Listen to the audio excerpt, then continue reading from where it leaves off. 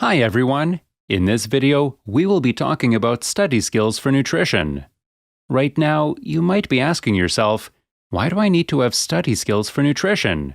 What makes studying for nutrition any different than any other course? Nutrition is a specialized field that focuses on the biochemical and physiological process by which an organism uses food to support its life. In simpler terms, you study nutrients in food, how the body uses them, and the relationship between diet, health, and disease. The study of nutrition also differs because it is based upon scientific research and draws upon fields from social sciences to biology and chemistry. When studying, keep in mind that nutrition is based on scientific research. Keep this in mind when reading and researching outside sources of information. When you rely on media for information, using headlines and social media that promote diets, foods, or supplements, or nutritional cures for diseases may not be the best choice to learn from. How do you approach finding a good source to study from? When looking at any resource for nutritional information to help you with a concept, use caution and adapt an inquisitive attitude. Remember, nutrition information is backed by scientific research. When looking up the resource to use, ask questions such as, are the testimonials and anecdotes regarding food and nutrition backed by scientific sources? Does the information sound too good to be true? Losing 20 pounds in 1 week or feeling 10 years younger by taking this product most likely and probably is not realistic or valid and not something to study from. Does the resource provide references and/or research studies where you can go find additional information? Remember, headlines may be sensationalized and grab your attention so they can sell the idea to you, but they may have no basis for the words. Is the information they are conveying trying to sell you something? Watch the words used in the resource. This should not be persuasive and not have you want to or even force you to buy a product or idea. Reputable nutrition information is free. What types of resources are ones that you should use to study from? The resources you use to study from should be peer-reviewed and have stood the test of time and a number of research studies in the field of science and nutrition. Find resources that are provided by a registered dietitian or registered dietitian nutritionist. These professionals have layers of education and training established by the Accreditation Council for Education in Nutrition and Dietetics. This includes a minimum of a 4-year degree, internships, and supervised programs of practice. Pass a rigorous registration exam, and maintain continuing education credits. Where can you find these types of resources? We have given a lot of tips on the types of resources to use to help you study nutrition and learn a concept. Now, let's look at where you can find such a resource. When using websites, use ones provided by a reputable consumer organization and industry group, such as the Academy of Nutrition and Dietetics, American Heart Society, American Cancer Society, and the American Diabetes Association. These sites usually end in .org. The nutrition information found on these sites is written and reviewed by professionals in the field of food and nutrition. Also, look for sites that are sponsored by established hospital or medical centers and clinics, sites ending in .org, and government sites that end in .gov. The food and nutrition information provided on these sites will be presented and reviewed by professionals in the field of nutrition. You have the means now to find a great resource to help you study a concept from, but what do I do now that I have that knowledge? How do I study for nutrition?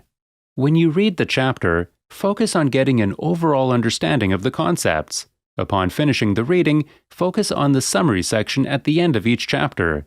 The key concepts and terminology you see in the summary section are a great resource to review when preparing to complete a quiz, creating flashcards, posting to a discussion assignment if you are learning online, and/or completing a nutrition project. The summary section is an excellent area to create flashcards on the key concepts and terminology. This will help you remember the materials and prepare you to study for any tests or quizzes.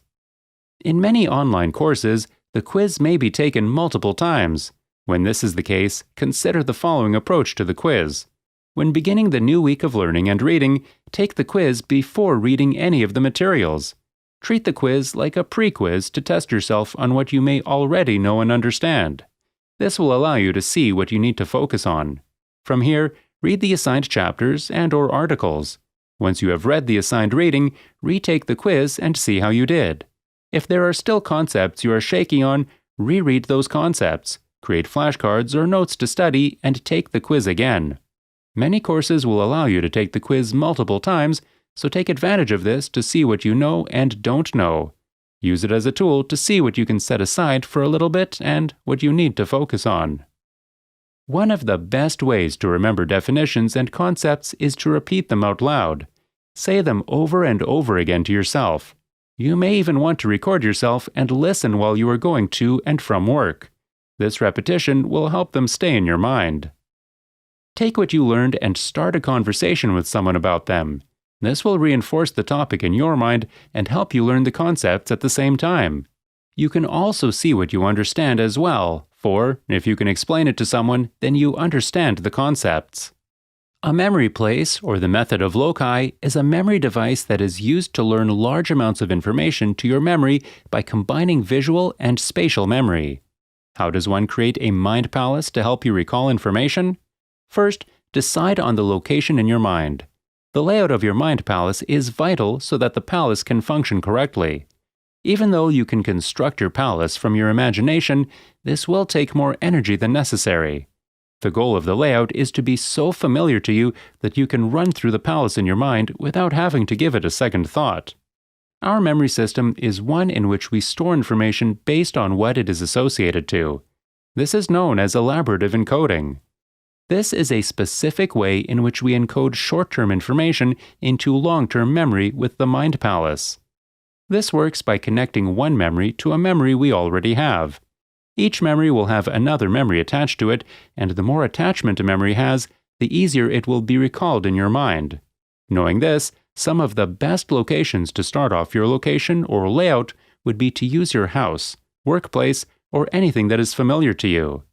If you are one who plays video games and feel comfortable with the layout of the game's map, you can use this as well.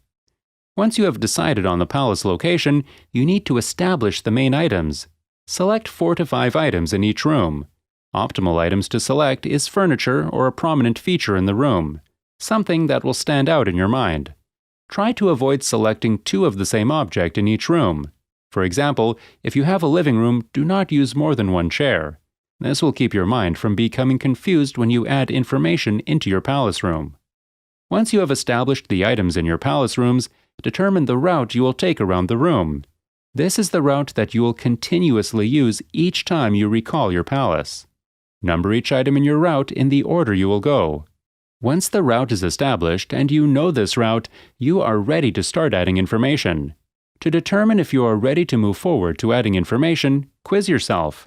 Ask yourself what item is third in your 4th room. If you can recall this quickly, you are ready to move on and start to add information to your mind palace. Associate something to each object selected into the room. Remember, the mind palace is a visual technique, so put whatever you are trying to learn into a visual form. To do this, convert the information into an absurd, visually and sensory stimulating image. Bright colors, sounds, and movements can do this. Now place throughout your mind palace route. Associate your first visual with the first item in your room. Continue doing this until you have all the information wanting to learn in your route. What makes this a powerful technique is that it uses repetition and visual sensory imagery. Let's put this into practice with an example.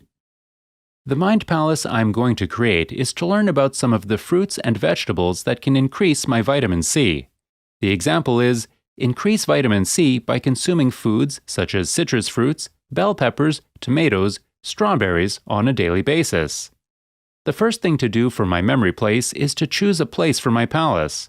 This is the map's location and should be something that is familiar to me. I will choose my house. I know the layout and can easily visualize it. Now I have where the memory palace will be, I need to establish items in rooms where my information will be seen. I have 4 items I am trying to remember: citrus fruits, bell peppers, tomatoes, and strawberries. So I need 4 items in the house. My first item will be a couch in the living room. The next will be the table in the dining room. Third will be a tub in the bathroom. And 4th item is a bed. With my items in the rooms decided, I will now determine the route I will take each time I wish to recall this memory palace. My route will be to go from the couch in the living room to the table in the dining room, and from here the tub in the bathroom, and end in the bedroom. With my route in place, I can take my information I am trying to remember and place it in my palace. Remember to have really imaginative images so you can easily see and recall the information. In my living room, I am seeing a monkey juggling oranges on my couch. When I go to my dining room, I see my bell pepper dancing on a table, and in the bathroom, I have singing tomatoes in the tub. Finally, in the bedroom, I see strawberries jumping on the bed. Now, when I need to recall this in my mind, I will go through the rooms of my house, and I see that I need citrus, bell peppers, tomatoes, and strawberries to help increase my vitamin C.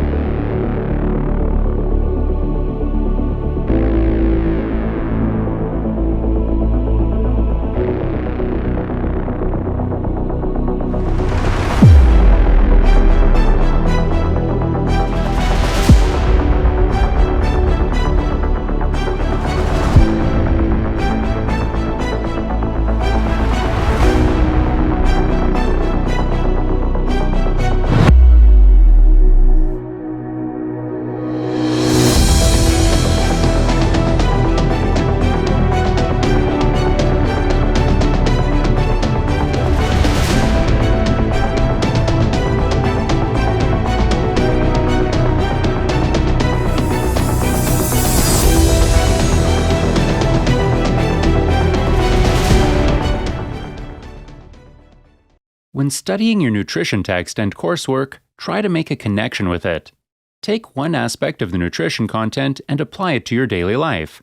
For example, the macronutrients we take in come from proteins, carbohydrates, and fats. How can we apply this to our daily lives? To get these macronutrients, we must eat a protein. This can be chicken, meat, fish and seafood, beef, eggs. Carbohydrates we can get from corn, plantains, beans, rice, potatoes, and other root vegetables, and fats we can get from oils, coconut, nuts, milk, cheese, meat, poultry, and fish. When you apply the concept of the macronutrient to what to eat every day to get these in your diet, you retain the idea of the macronutrient in your mind while helping you strengthen your health and lifestyle. Remember that when studying, you don't need to do every chapter and topic at one time. Research has shown that the most effective way when studying is to do them in small time sessions and learning small amounts of information at one time. For example, break your studying times by organ systems so you learn one organ system at a time. Thanks for watching!